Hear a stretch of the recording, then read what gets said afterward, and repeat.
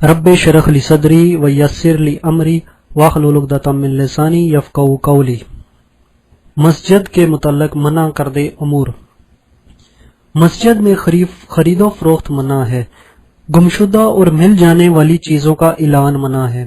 مسجد کو رستوں کے طور پر استعمال کرنا منع ہے۔ مسجد کو اللہ کے ذکر اور نماز کے علاوہ کسی بھی مقصد کے لیے استعمال کرنا منع ہے۔ مسجد میں شرعی سزائیں دینا منع ہے۔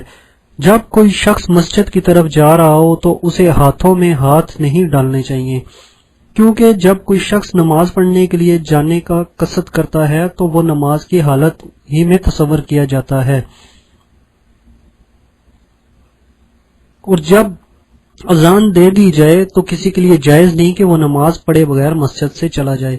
مسجد میں آنے کے بعد 2 رکعت تحیۃ المسجد پڑھنے کے بغیر نہیں بیٹھنا چاہیے۔ جب اقامت کہہ دی جائے تو نماز کی طرف دوڑ کر جانا منع ہے، بلکہ سنجیدہ اور باوقار طریقے سے چل کر آنا چاہیے۔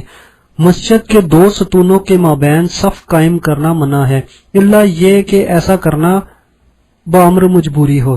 مسجد میں لہسن، پیاز اور تیز بو والی چیز کھا کر آنا کسی کے لیے بھی جائز نہیں۔ کسی مسجد کے لیے جائز نہیں کہ وہ مسجد میں ایسی چیز لے کر چلے کسی شخص کے لیے جائز نہیں کہ وہ مسجد میں ایسی چیز لے کر چلے جو کسی مسلمان کو نقصان کا باعث بن سکتی ہو۔ اگر شرعی شرائط پوری ہوں تو خواتین کو مسجد میں جانے سے منع نہیں کرنا چاہیے۔ کسی مسلمان خاتون کے لیے خوشبو لگا کر مسجد میں جانا منع ہے۔ اعتکاف کے دوران کسی عورت سے مباشرت ناجائز ہے۔ مساجد کی تعمیر میں نمود و نمائش اور مقابلہ بازی کرنا، مساجد کو فخر و تکبر سے اپنی طرف منسوب کرنا منع ہے۔ مساجد کو سرخ یا زرد رنگ کرنا، نقش و نگار کرنا یا کوئی بھی ایسا کام کرنا جس سے نمازیوں کی توجہ منتشر ہو۔ حج اور قربانی سے متعلق امور۔ کسی عذر اور دلیل کے بغیر حج میں تاخیر منع ہے۔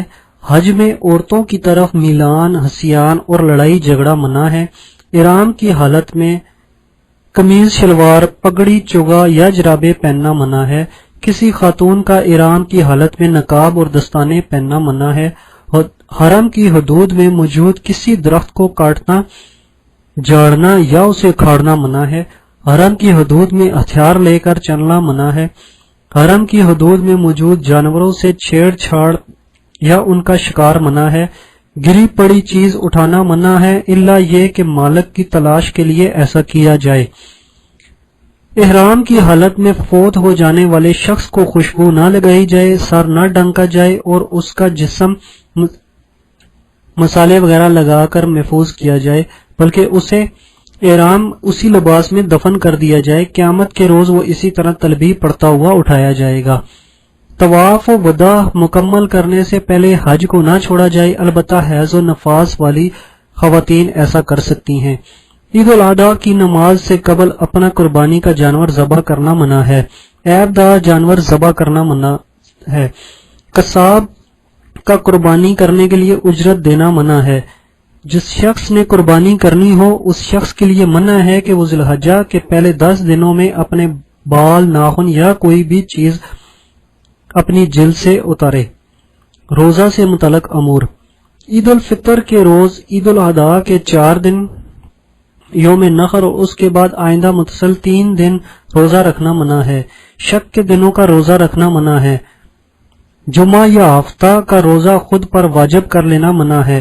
وصال یعنی روزہ مستقل رکھنا، ناغہ بالکل نہ کرنا منع ہے۔ رمضان المبارک سے 1 یا 2 دن قبل روزہ شروع کر دینا منع ہے۔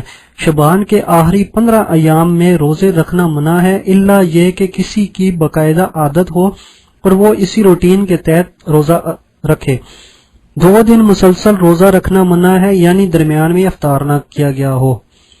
یوم عرفہ میں عرفات کے درمیان میں روزہ رکھنا منع ہے، البتہ کسی کے پاس قربانی کا جانور نہ ہو تو وہ روزہ رکھ سکتا ہے۔ روزے کے دوران اپنی ناک اور منہ سے کثرت سے پانی چڑھانا منع ہے۔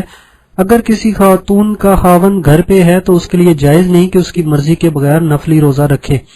کچھ نہ کھا پی کر سحری کرنا ضروری ہے، خواہ پانی کا 1 گھونٹ سے ہی کیوں نہ ہو۔